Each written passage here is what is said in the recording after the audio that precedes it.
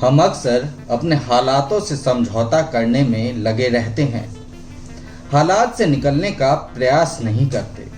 जब परिस्थितियां हमें बुरी तरह घेर लेती हैं और हम पूरी तरह फंस जाते हैं, तब एहसास होता है कि काश हमने सही समय पर निर्णय ले लिया होता। यही बात अपने छात्रों को समझाने के लिए एक टीचर ने बड़ा नायाब प्रयोग किया।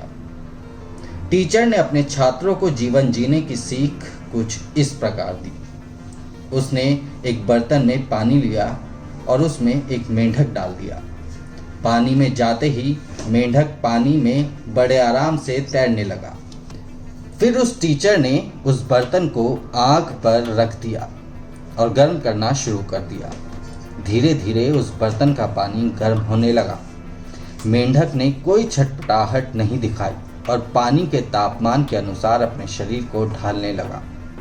इसके बाद बर्तन का पानी और गर्म हुआ। मेंढक ने इस पर अपने शरीर को उस गर्म पानी में रहने के लिए तैयार किया। वो उस बर्तन में आराम से तैरता रहा।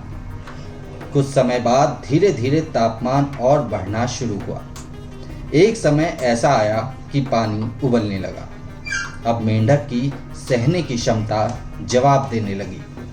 उस बर्तन में अब मेंढक का रहना मुश्किल हो चुका था।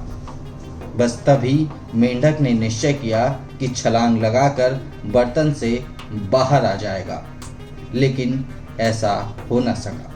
मेंढक अपनी पूरी ताकत लगाने के बावजूद उस पानी से भरे बर्तन से बाहर नहीं निकल पाया। ऐसा इसलिए हुआ क्योंकि वो अपने शरीर की सारी ताकत खुद को गर्म पानी के मुताबिक ढालने में खर्च कर चुका था। परिणाम वही हुआ जो होना था।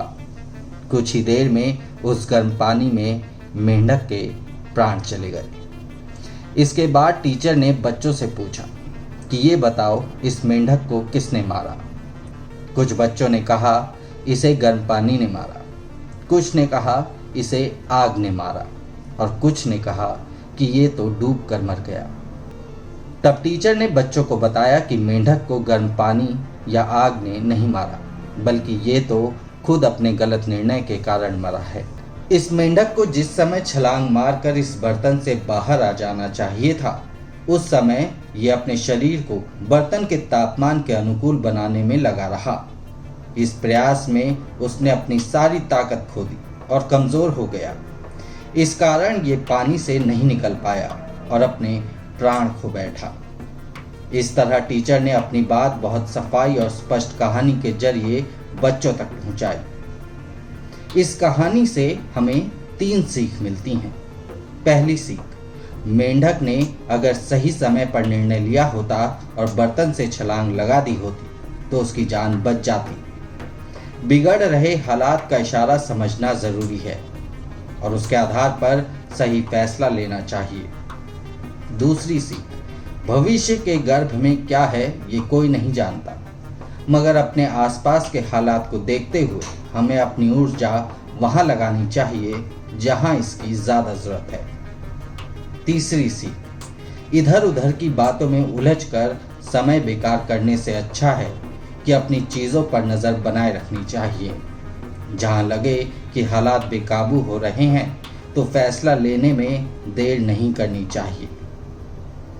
आखिर में कहूँगा, डर मुझे भी लगा फासला देखकर, पर मैं बढ़ता गया रास्ता देखकर। खुद ब खुद मेरे नज़दीक आती गई मेरी मंजिल, मेरा हौसला देखकर। खुश रहें, जिंदा दिली के साथ ज़िंदगी को जी।